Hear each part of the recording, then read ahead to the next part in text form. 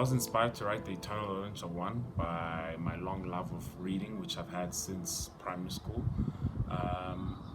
The story itself, the novel itself, has always been something that I've always wanted to write. So it's been swirling in my head for the longest time in various shapes and forms, in various drafts or notes, since I was at UCT. Actually, that's where everything started. That's the genesis of the story. And I think it really started in first year when I had the idea that something written about immigrants of international students who come to study in Cape Town would be a story worth reading. So that's where it really started for me.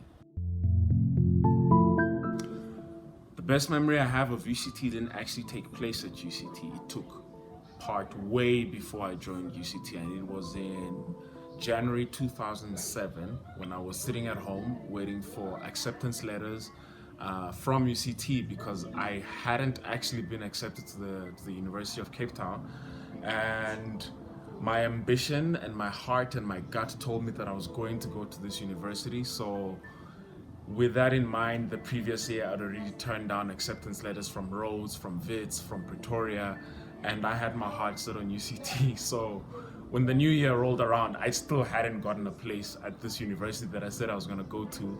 And then I think my best memory will happen on January 22nd, 2007, when I got my final letter of acceptance from the University of Cape Town. My muse is always the geographic location I find myself in, or the location that I feel closest to, that I feel safe in exploring.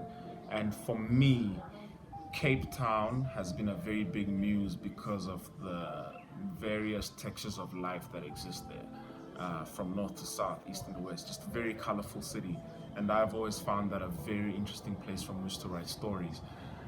Windhoek plays another big role in my short stories and in my novel because it's where I've lived the longest. Nairobi in Kenya, which I lived in for about a year and a half, is also a very big part of it.